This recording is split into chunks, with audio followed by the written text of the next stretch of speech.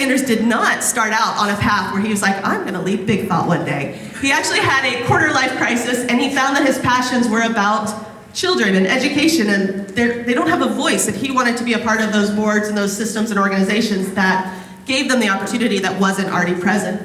And Sasha Davis is like a Renaissance woman. She not originally from Dallas, but she came here for education purposes, and she's been like in our theater scene. You can see her as an actor, a director, a playwright, and she's been involved with Big Thought for a while as a director of some of the programs like Artivism, which is art and activism for youth, and now she stepped into a bigger role as creative lead? Yes. Creative lead at Big Thought, so now she's kind of overseeing the general direction. So these two are the leadership for many powerful programs here, and we'll turn it over to them. All right.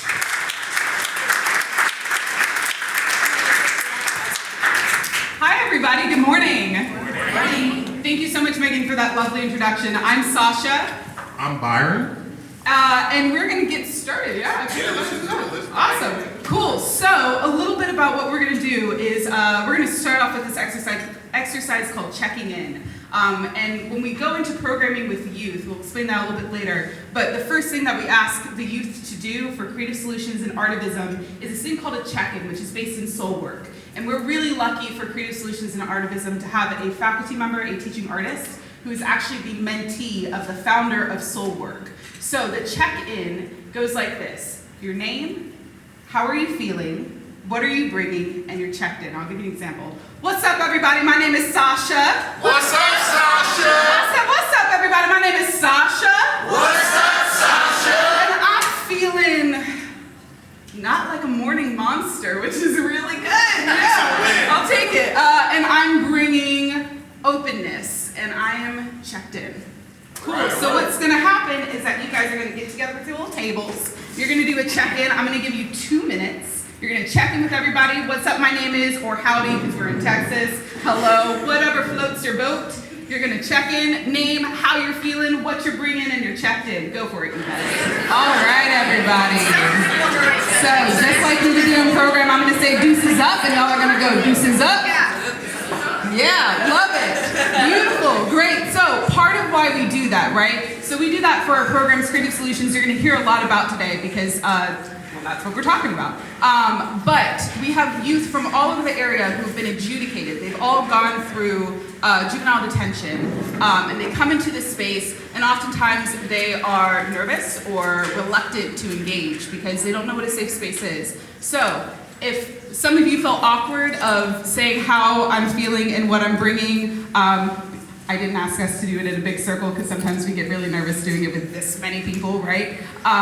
We honor that experience. So if a youth comes in and they say, hi, my name is so-and-so, I'm feeling nothing, I'm bringing nothing, I'm checking in, right? That's great because they said something, their energy is in that space, their presence is valued, and that is so important. So I want to make sure I say why that's important. All right. Appreciate you, Sasha. Let's hear it for Sasha. That's her dance.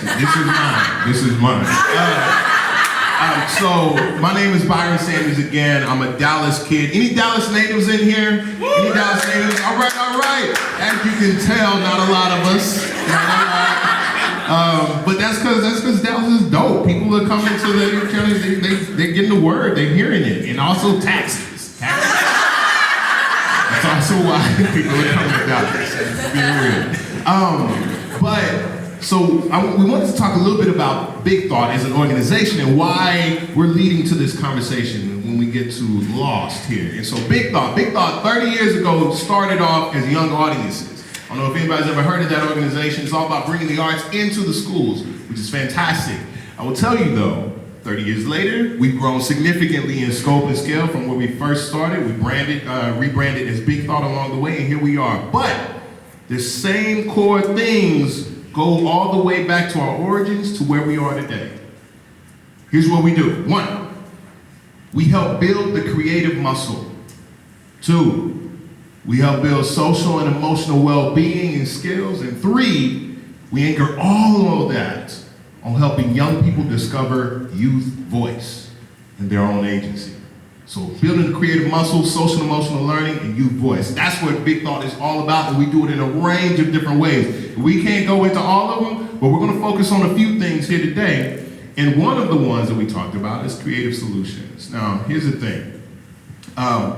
We're in a changing global economy.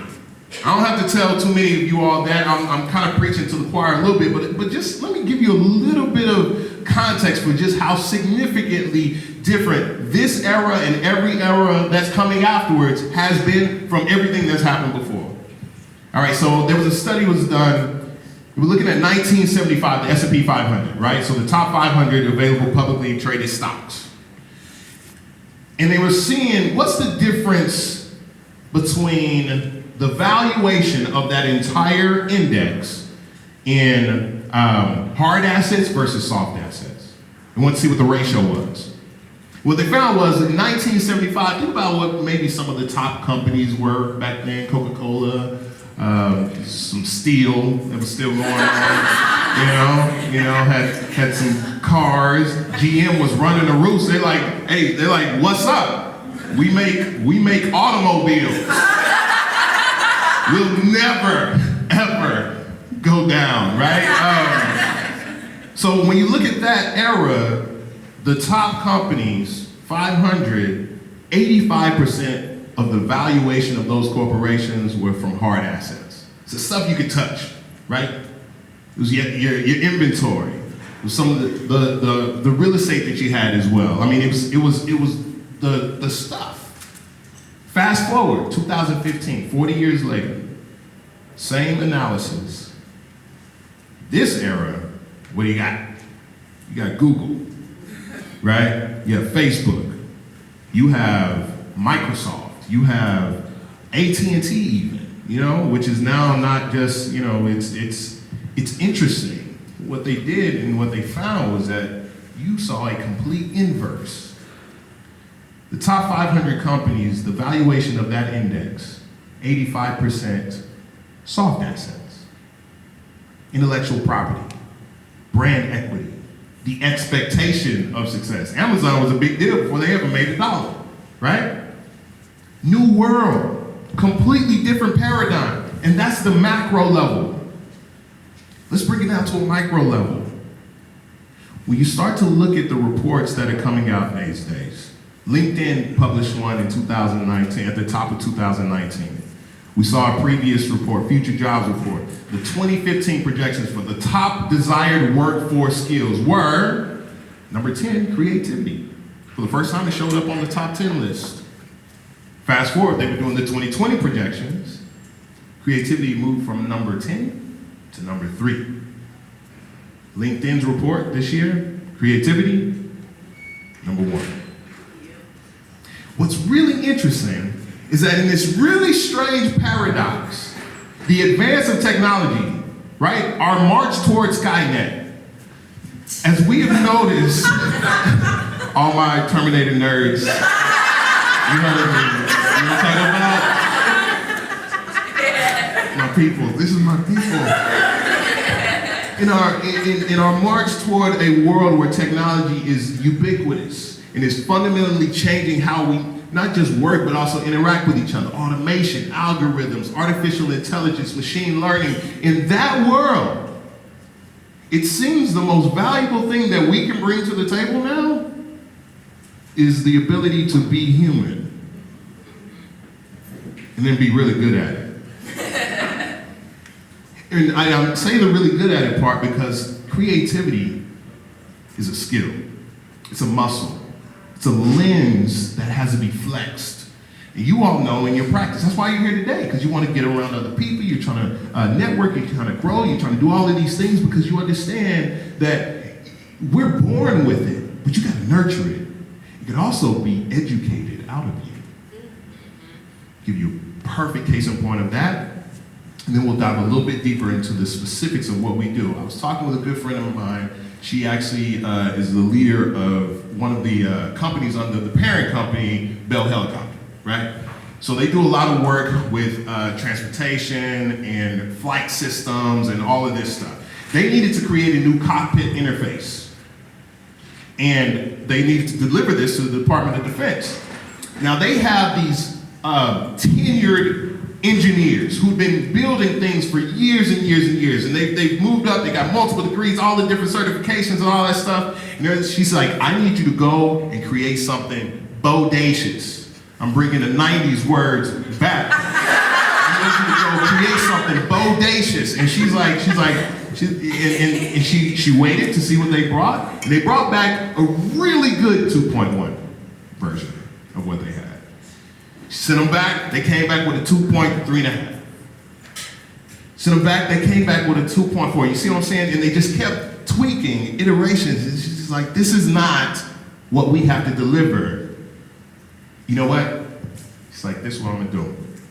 She went out and hired video game designers, graphic artists, ideators, like that's their job, ideating. And she put them on the same team with these mechanical engineers and the folks who are already at a front-running technology company. And then they created something that looked like it came out of Minority Report. You got the VR goggles, they're moving things around, it's holograms, it's all of this stuff. And why? Why? What happened? Why weren't those original engineers capable of doing that? Well, because they have been the experts, and interestingly enough, once you deem yourself an expert, you actually become a bit more fixed in your thinking and your structural ability to create and navigate and get outside of the bounds of what you thought was possible, and boom, now what once was innovative has become not. And it took an infusion of people whose job is to be creative in order to help them advance and move to the frontiers of what's possible. That's the interesting idea and notion of where we are. And that's why industry and corporations are starting to say, we need creativity. Thank you for your diploma. That's wonderful. I'm not interested in your GPA. Cool. What are your critical thinking skills, problem solving skills, and do you have the emotional intelligence in order to convey that to other people? Last thing I'll say on this, McKinsey put out a really powerful report. And they were looking at the effect of automation on women globally. And they used the example of an ER nurse. And oftentimes when we think about automation, we think about the Jetsons and like Rosie actually taking people's jobs. Like, these robots, they're kicking it, and that is certainly happening. But the largest transformation that we're going to see because of automation is not exact displacement of one robot for 10 people. It's not necessarily that. That is happening. But it's actually the fixed mindsets that we're going to have to break out of, because even the jobs that will maintain are going to fundamentally change. 60% of what an ER nurse does today is going to change in the next 5 years because it's going to be automated out, algorithms and technology. Which means that they have a lot of remaining time on their hands, requiring a 60% increase in their social and emotional skills, working with people. How many of you have ever heard, you can't teach an old dog new tricks? Well, that's a great way for this dog to die. Because here's the thing, all of us are going to have to continually innovate, adapt, change, learn, and that's a skill set that we don't presently teach very well in the K-12 education system, or really even our higher ed education system, even for those who graduate with degrees, right? So Big Thought's whole thesis is about shifting the narrative and changing the definition of what we are all calling creativity. How many of you all get called a creative? As well you should be, right? Because you are creative. How many of you all have ever called the mother who's working on a very fixed income, who has to figure out the coupon clippings, when she's going to be able to pick up the kids, be able to then have a route using public transportation system and still make it on time, and then get her 3 kids to graduate from school after having done that for a decade and a half? How many of y'all would have called her creative? Fewer hands, but we absolutely should. Creativity lives everywhere. And it's actually one of the most fundamental human traits that defines us from a lot of other organisms all across this planet, and maybe the solar system, we don't know. Okay? Still early. So with that said, let's talk about loss. let's talk about why in Creative Solutions, this program specifically for the juvenile system is so effective. I'll just give you a little bit of contextual about it, and then I'm going to pass it over to Sasha because we're going to be talking about loss. But most young people who enter the juvenile justice system have experienced a significant degree of trauma. Significant. We'll get into a little bit later on what we really mean by trauma, but it's why you see high recidivism rates. Recidivism is a term that basically means your likelihood that you will re-enter the justice system, right?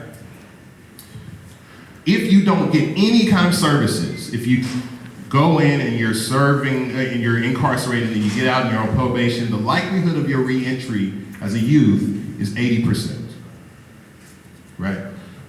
But if you get access to a program that serves you out of system, the reentry rate goes down to about 40%. The Creative Solutions program, we just got our latest data back. This last year, 2018, it was 4%.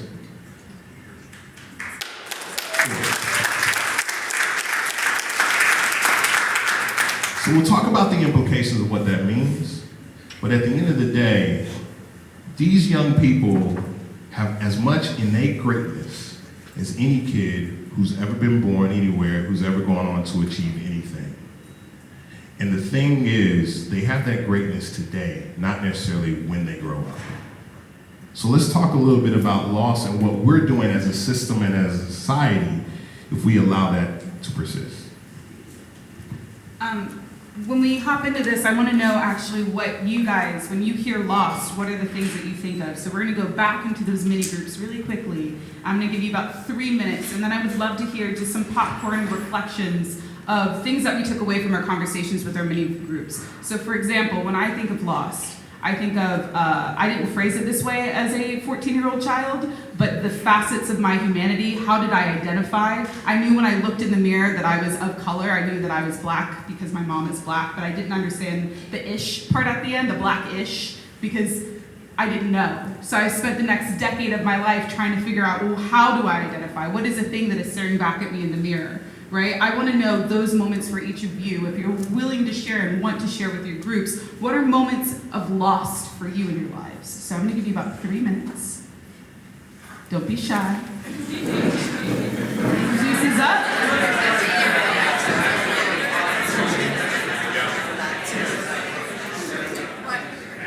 Y'all are pros. Okay.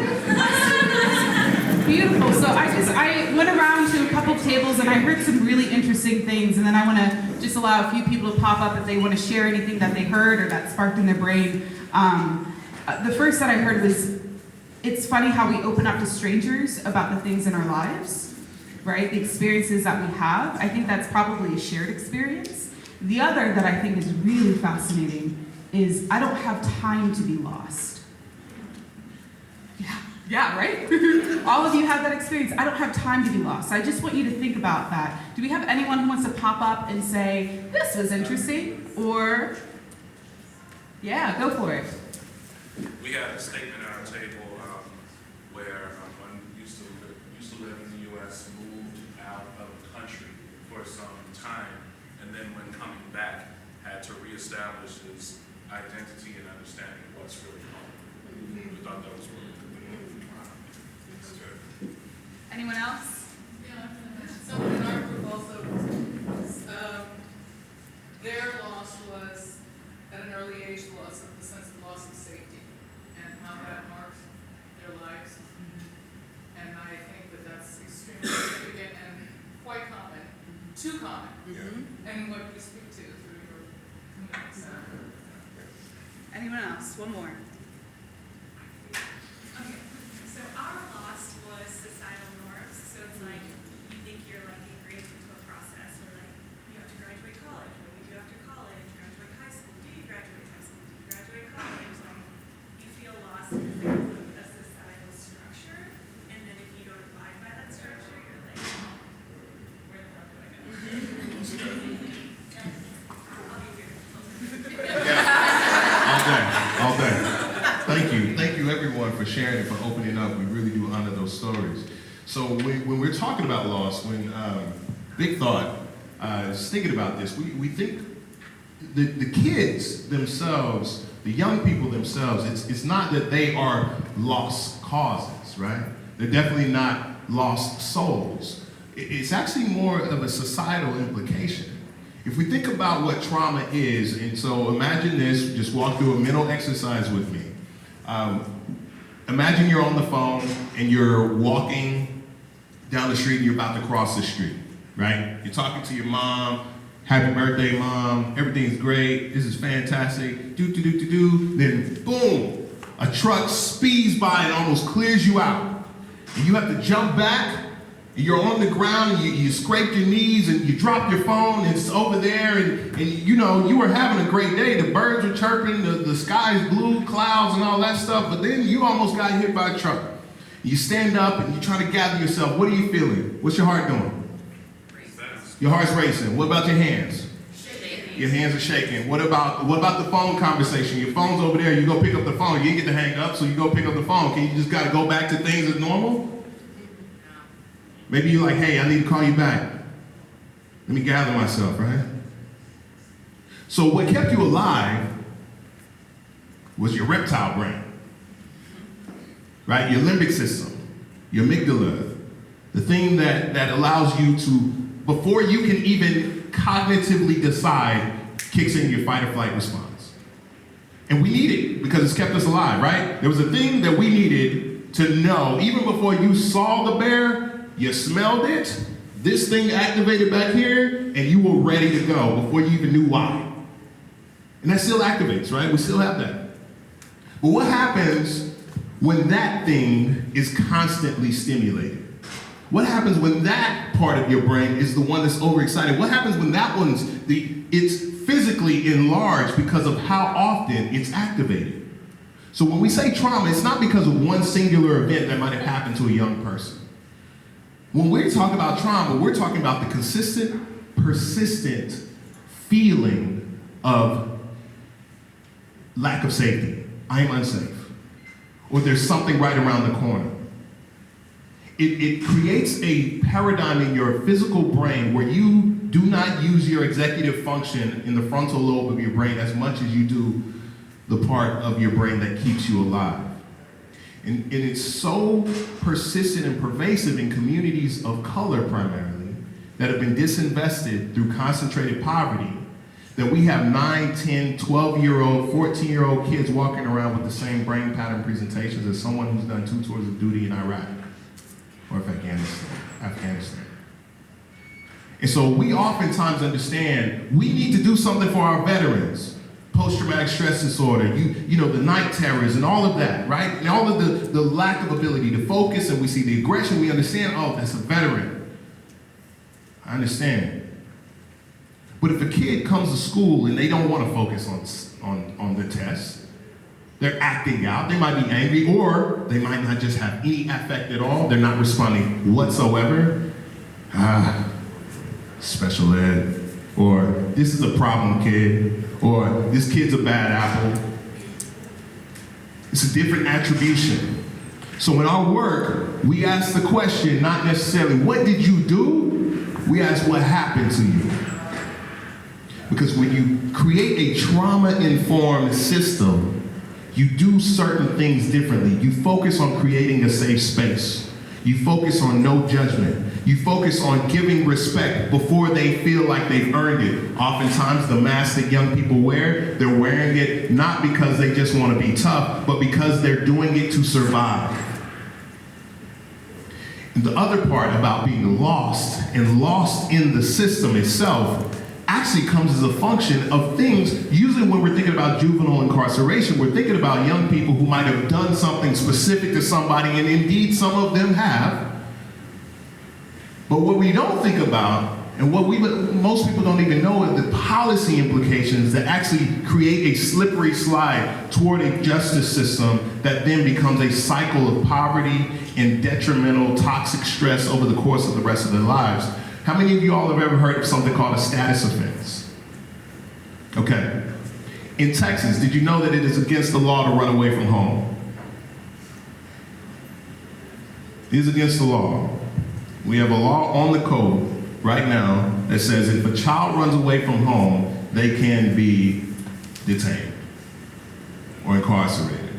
They'll get a citation, and if they happen to not show up to court, the judge can actually say, we're going to be incarcerating this young person. We used to lock kids up for truancy, so not showing up to school. We took that off the books, and guess what happened? The waiting list for Creative Solutions actually went down significantly, which is a good thing. But we still do incarcerate people from running away from home. What are some reasons why a person might run away from home? Abuse. Violence. The gang's out to get me because of something my brother did. LGBTQ. Trans youth. Kids actually being kicked out of a house, right?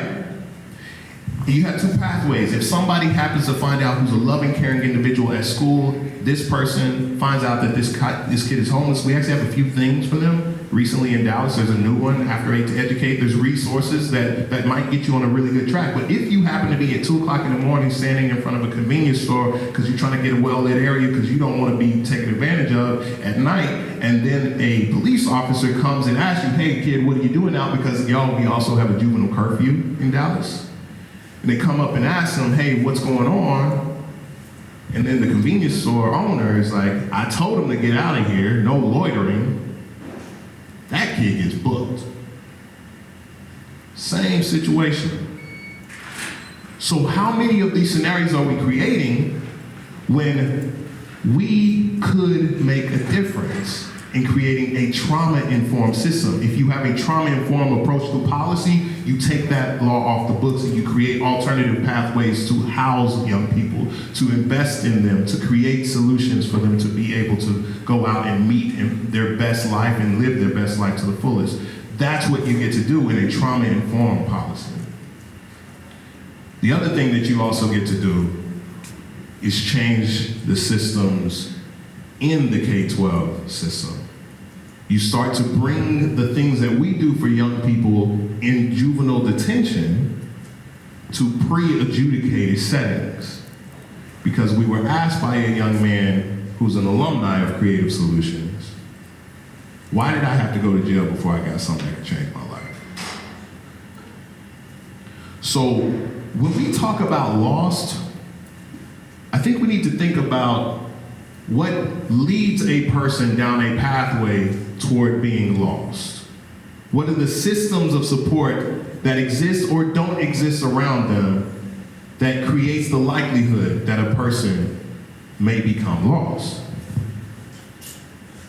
Do you want to describe just a little bit, Sasha, what the Creative Solutions program does? And then I think we can hear from some of our young people.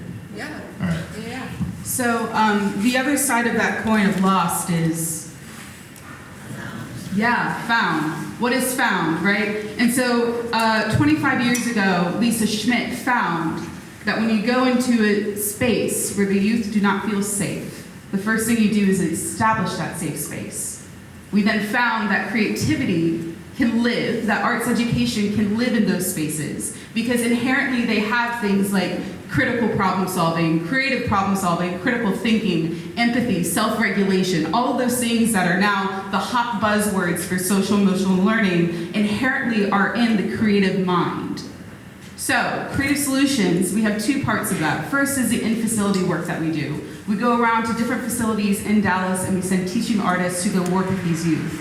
The second is a 7-week program on SMU's campus where the youth come in, they have lunch, we do that check-in that y'all did and rocked, and then they go into a poetry class, they go into a music class where they write their own raps, they build their own beats, they go into a movement class, we don't call it dance because some people don't want to dance, right? A movement class. And then they go into an acting class where they write their own scenes, they write their own monologues, we put on a devised piece of work. And this past summer, we not only included the acting and the dancing, we also had some Hamilton-esque rapping in there. We had rap scenes that were in there, completely devised by the youth. We found that they're able then to break down, well, I don't know if I feel okay in this situation. I feel like there's conflict in this situation. So instead of engaging in the conflict, maybe they have a safe word like blueberries. So you tell me blueberries, great. I know that you need to take a moment to yourself. I can respect that. But they still want to engage in this program. They still want to engage because it's their voice. We're finding their authentic voice in all of this. The exhibit that you guys see up there is part of a pop-up exhibit called The Space Between. It started off a few years ago with Artivism Youth called In My Shoes, and then we broke it into not only audio, but poetry as well. And so a few of those photos that you see are also selfies, where they actually got to take their little remote control, take a photo of themselves, be able to really feel how they want to be represented. Jaquan, who is up next, once I find my clicker, here we go. Jaquan is a youth from Dallas. He has gone through the visual arts side of Creative Solutions, and he actually engaged in this exhibit. And so I want us to listen to his story because I think it showcases what we mean by being able to build authentic voice through creativity. Started in Balch Springs, December 31st, 2011. I was on my way to class. These boys, they always been picking on me ever since I first started going to Balch Springs. Always been humiliating me, torturing me, making my life miserable. But there are times where I think of suicide, but my mom tells me not to let them get to my head and not to let them push me that far. I never let them go through my head, for I remember what everybody in my family says. Everybody got a purpose, and don't let nobody else stop you from living your dream.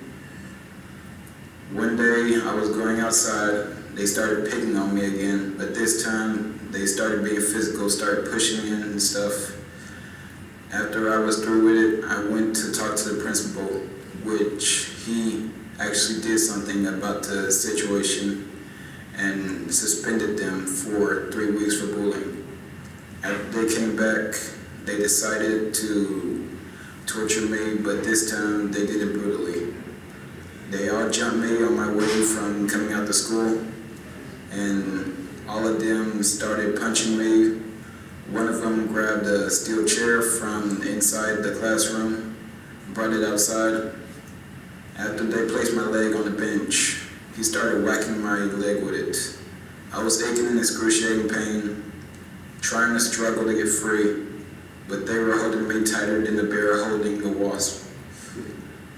After that, the principal saw, stopped the fight, but my leg was fractured. I had a missing bone sticking out. I had to go to surgery. After they did the surgery, it took me 1.5 years to recover. After that, I decided to get revenge on the one that broke my leg. So I brought a baseball bat, hid it in the school, waited till school was over, waited till he walked down the alley, which he was alone. I followed him, I took out the baseball bat, I started whacking him with it. 3 minutes into whacking him, a neighbor comes out and stops me, telling me that this isn't worth it, that this will only get me into a heap of trouble, telling me that my life is better than this, and just let it all go. So I dropped the baseball bat, then just walked home, not thinking about it ever again. I refuse to tell my mom because I'm afraid of what she'll think about me then. My name is Jaquan Holly, and at that moment I realized that revenge isn't worth it. So we built these spaces where these youth feel like they can share their stories. And it isn't always easy. It actually demands a lot of our teaching artists to be able to go in, to facilitate these spaces. But then we have stories like this happen. So this is Maria, and this is part of our Creative Solutions devised work from this past summer. And instead of talking about, the new Kanye West album, which is awful, they wanted to talk about gentrification.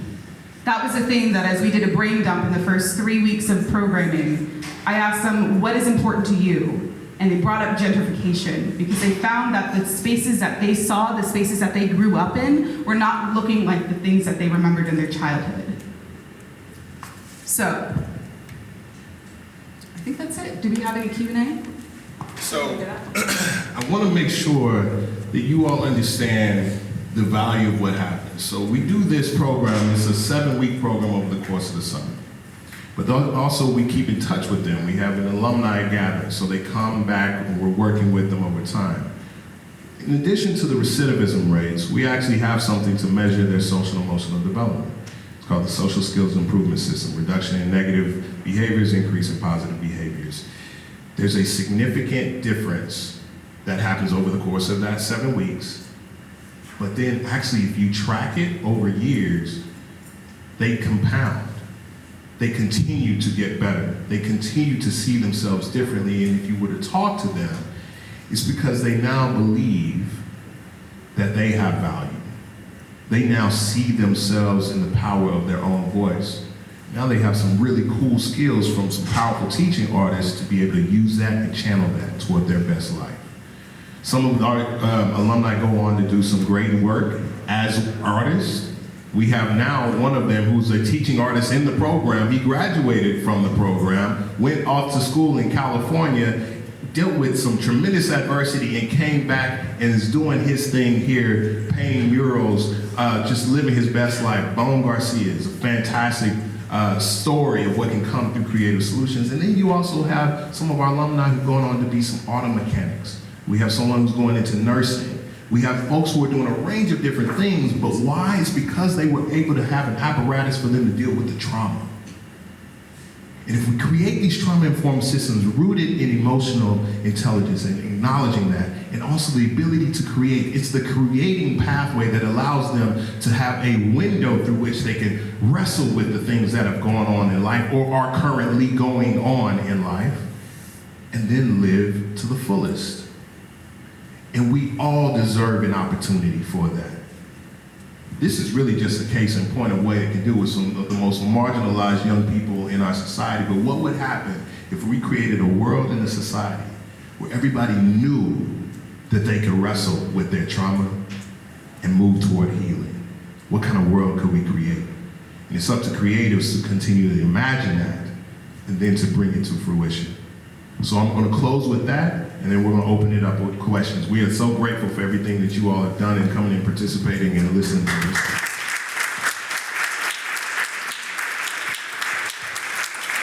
Yeah. What do you got? What you do here is fantastic, and what are y'all doing, or are you doing anything to bring that message to school districts so that they can do it within their school program versus because you have a limited amount of people that you can help here? Yeah. How do you grow it? So one of the other things that we didn't have time to go into, Creative Solutions is one program of many different programs that we have. One of our other big ways that we reach kids the earliest is called Thriving Minds. It's an after-school program where we do 3 to 6 on campuses in independent school districts. Dallas ISD is our largest partner. And I know we have some of our Thriving Minds. I saw some of us back there, but the Big Thought team's here. We're getting to kids earlier and earlier. Matter of fact, our pre-K program has grown significantly over the past several years.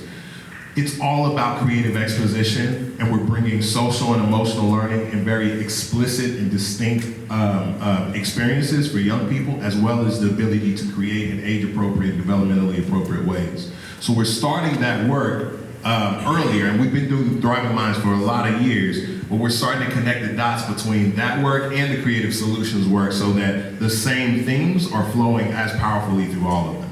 So Dallas ISD has been a great partner with us for a good, strong 20 years as far as being really tight. And matter of fact, we're in the middle of a big initiative funded by the Wallace Foundation where we're learning with Dallas ISD, we're partnering to embed social and emotional learning during both the daytime and the after school. So that kids are getting contiguous experience, and we're seeing significant results already from that. So that's one of the ways, in addition to many, many more. Great question. Yes, ma'am. Thank you so much for presenting today.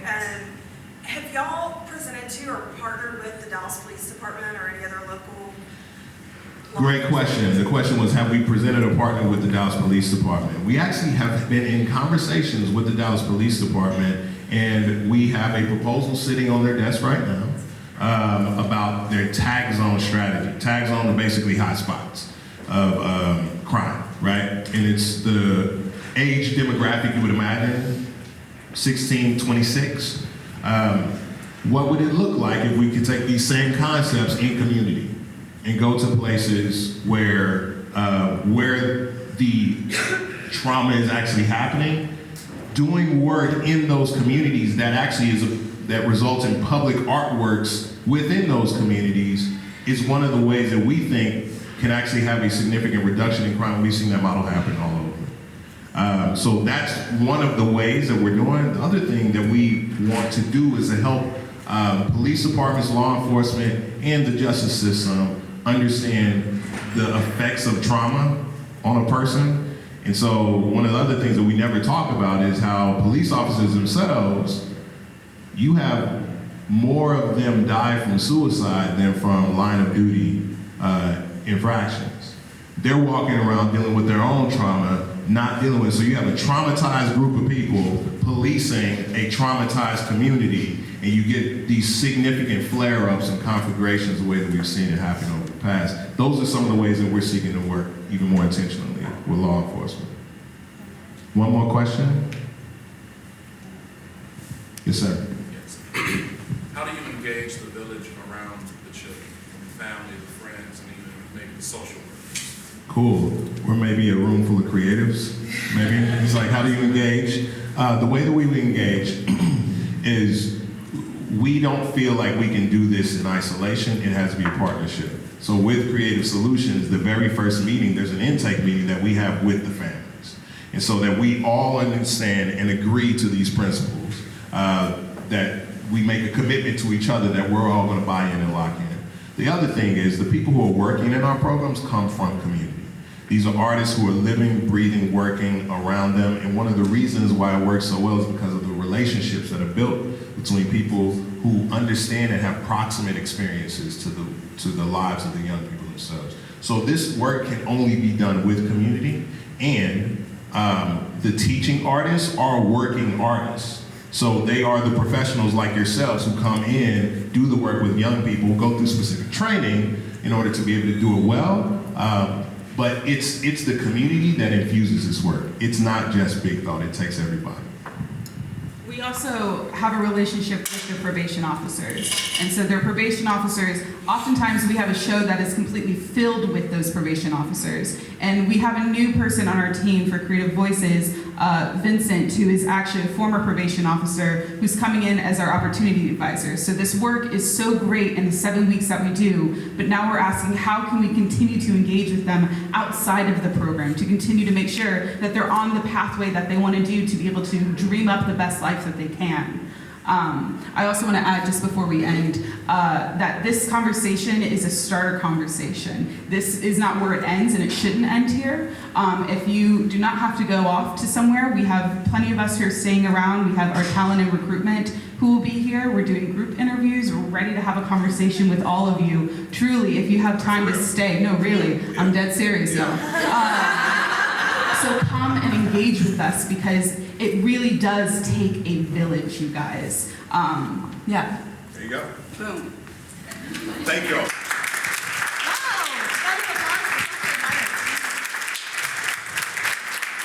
Thank you so much for that interactive and thought-provoking thing. I hope that you all have space in your day to think about it, because I think we started with these name tags about when do you feel lost, and I think that's important to know where you are and where your sore spots are, but then to look outwardly and just assume that everyone is feeling lost at some point during the day, and they may not be the traumatized kid that you see their rap sheet and you know what their issues are, but everyone here is having something going on. So thank you so much for coming. Have a great Friday. Have a great weekend.